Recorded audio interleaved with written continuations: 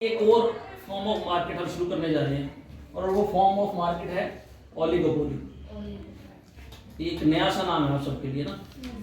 तो oligopoly, oligopoly का मतलब ये है, देखो जैसे पोली का मीनिंग तो हमने देखा था सेलर से रिलेट करता है।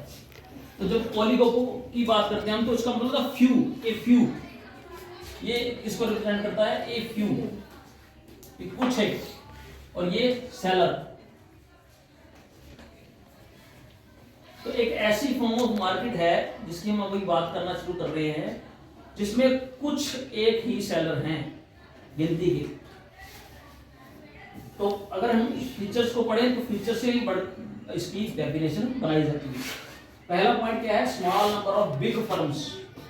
थोड़ी सी हैं, नंबर में कम है, लेकिन बहुत बड़ी हैं, बहुत बड़ी बड़ी फर्म्स हैं जो पूरी मार्केट का एक बड़ा शेयर कैप्चर करती हैं। मतलब ये पूरी मार्केट है उस प्रोडक्ट की, हर फर्म पूरी मार्केट का एक बहुत बड़ा एरिया कवर करती है। जैसे इसका सबसे शानदार एग्जांपल बन जाता है कार्स का।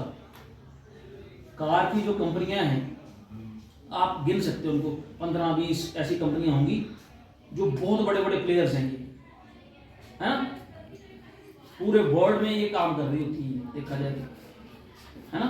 जैसे Hyundai है, मारुति सुजुकी है, होंडा है ना, आई अपनी किया का कार आने लगी है ना, KN वाली, वॉल्क्सवैगन,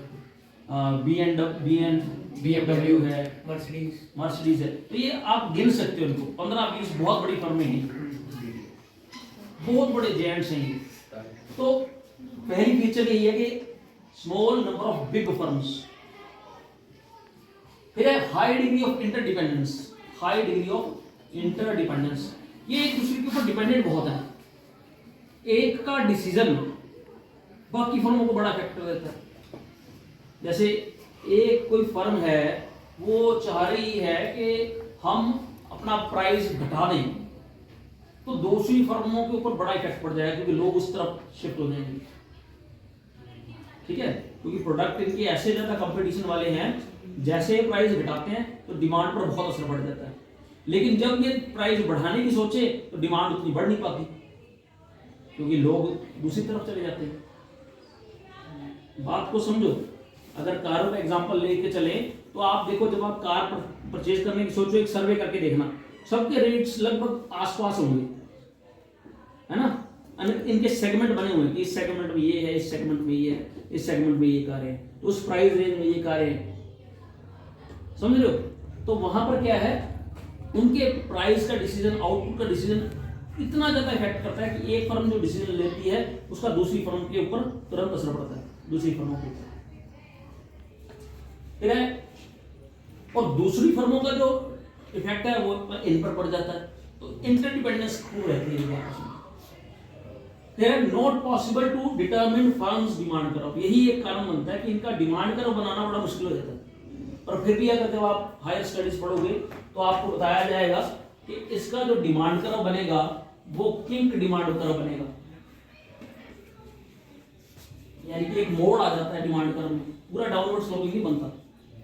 तो प्राइस जो है ना यहाँ स्टिकी रहते हैं, इस नोट P नोट पे ही प्राइस रहते हैं। ज्यादा करेंगे, अगर ये प्राइस बढ़ाने की सोचे तो देखो प्राइस तो सिर्फ इतना सा बढ़ाया था, लेकिन डिमांड में आपको इतना ज्यादा फर्क दिख रहा है, तो ज्यादा नुकसान हो जाता है प्राइस बढ़ाने का, है ना। तो इसलिए प्राइस बढ़ाना इनके लिए नुकसानदायक हो जाता है।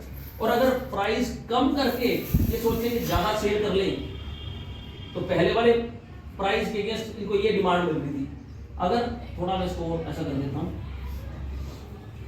पहले वाले प्राइस के अगेंस्ट इनको ये डिमांड मिल रही थी, प्राइस इन्होंने इतना घटा दिया, लेकिन डिमांड सिर्फ इतनी सी बढ़ी, फिर कोई फायदा नहीं। इसलिए इनका प्राइस जो है स्टिकी रहता है, एक जगह अटका रहता है।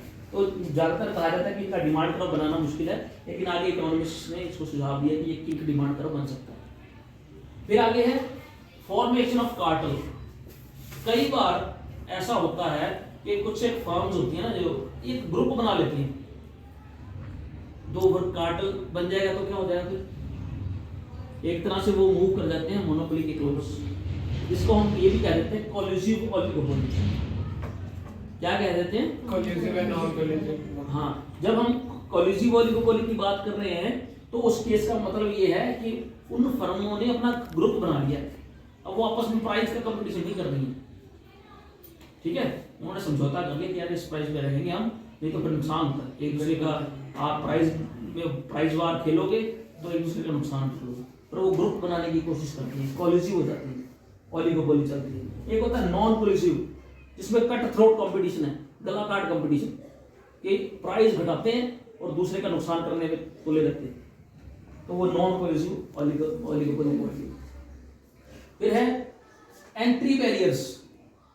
इस तरह की जो मार्केट है इसमें नई फर्मों का एंट्री करना बड़ा चैलेंजिंग है, क्योंकि पहले वाली फर्मों ने ही इतना ज्यादा कब्जा कर रखा है प्रोडक्ट की डिमांड पर कि नए का घुसना पॉसिबल नहीं है। अब देखो, जैसे किसी बंदे को नई कार लॉन्च करनी हो तो बड़ा समस्या है, क्योंकि बहुत कॉम्प्लेक्स टेक्नोलॉजी है, इतना इंफ्रास्ट्रक्चर बिल्ड करना पड़ेगा उसको, फिर इतने सारे आउटलेट्स खोलने पड़ेंगे, तो एक बहुत बड़ी इन्वेस्टमेंट भी चाहिए, टेक्नोलॉजी भी चाहिए, और जो पहले ऑलरेडी मार्केट में प्लेयर्स हैं उनका दबदबा ही इतना है कि उनके सामने नए पे भरोसा नहीं करेगा कोई, है ना, यस और नो।